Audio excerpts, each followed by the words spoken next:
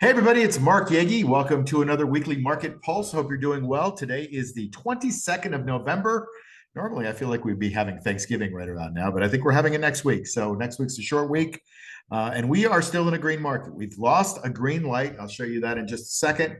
But by and large, this is a money makers market. If you're in it, great. If you're not, I don't think it's too late. I think we're in a melt up and a longer term bull market that's brought along by the election.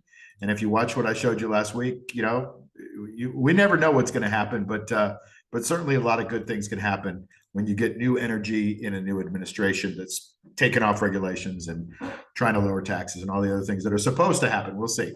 Let's see. We've got 3 out of 4 green lights. We lost one in momentum, but that's coming back slowly.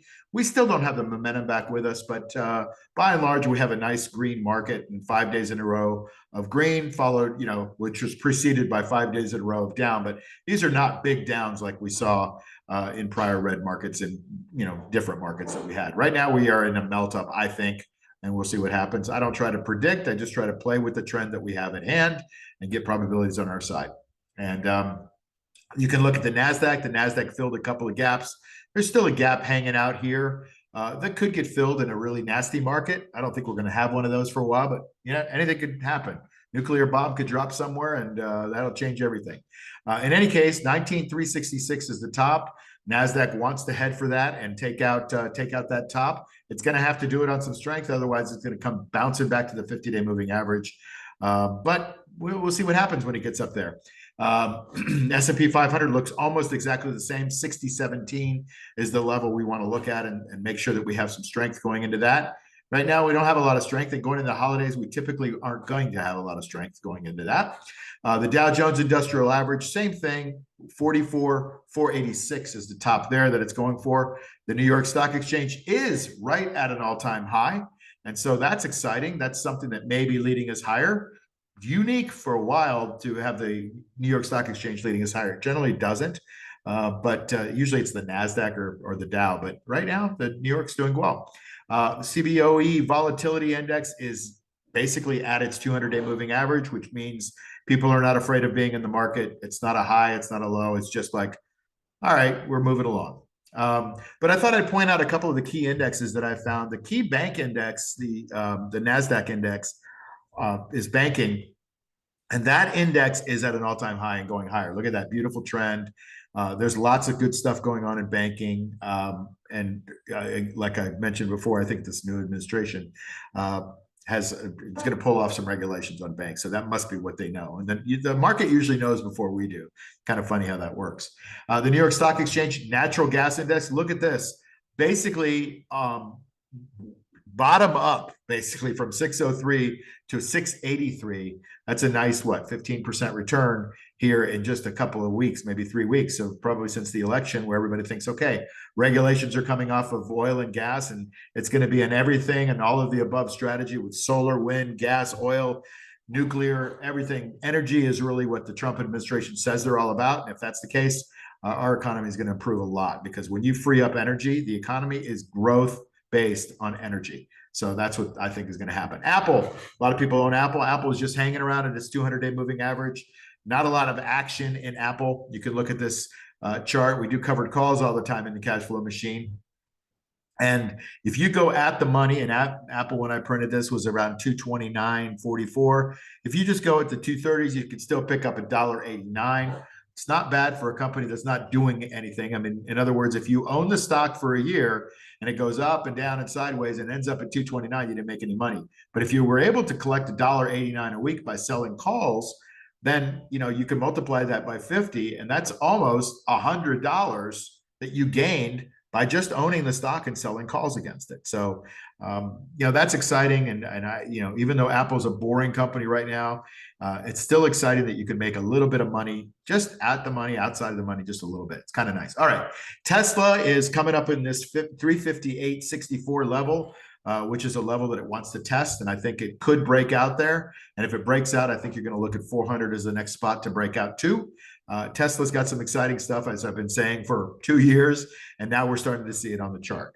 Anything can happen with this crazy company because the stock chart is different than the actual company. Company does well, but the stock doesn't always do well. And now maybe the other thing is going to happen where the stock does extremely well, and the company's just kind of doing its thing.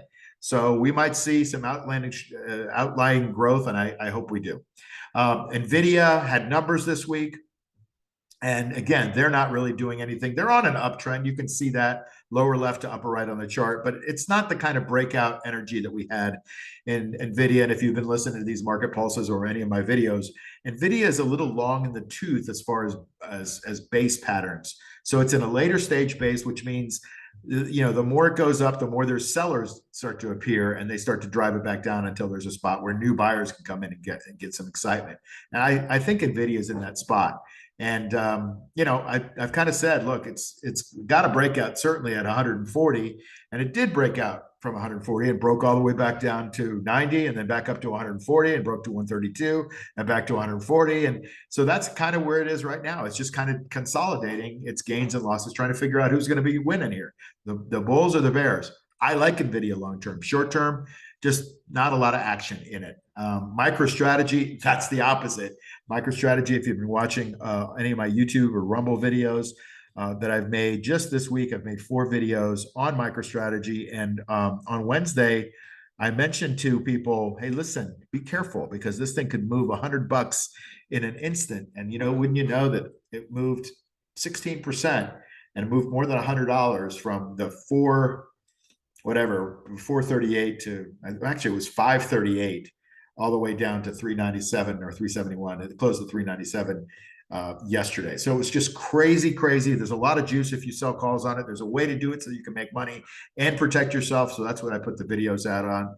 And the bottom line is, if you're going to be in the market, collect some money on the covered call portion of what you do, because that's a good hedge. But don't just hedge just because you have the ability to hedge. Hedge smart, hedge deep in the money on some of these crazy names like MicroStrategy. Even though I love it long term, it has some risk, and it showed that risk to us yesterday.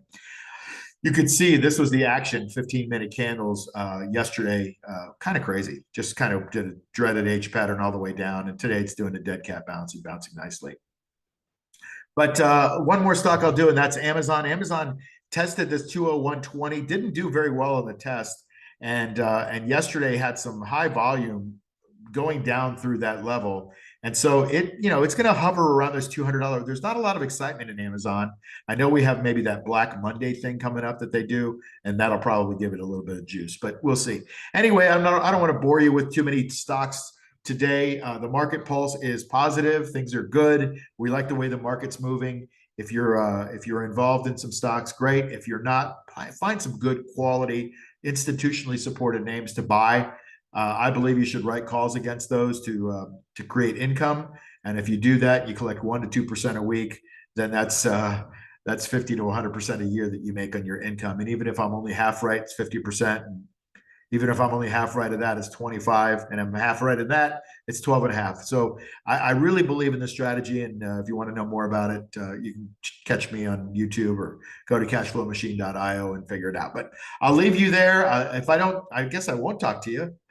So happy Thanksgiving to you. Have a wonderful weekend before that. We've got a short week, 3.5 days. Thanksgiving, we're closed. We're only usually open a half a day after. So it's going to be really slow next week as people start to head out to the Hamptons from New York and get away from the market. So, enjoy your family, enjoy your loved one, enjoy your friends. There's more to life than making money. Money certainly makes it a lot more fun, but really enjoy the people and the love in your life. Take care. Have a great weekend, and happy Thanksgiving.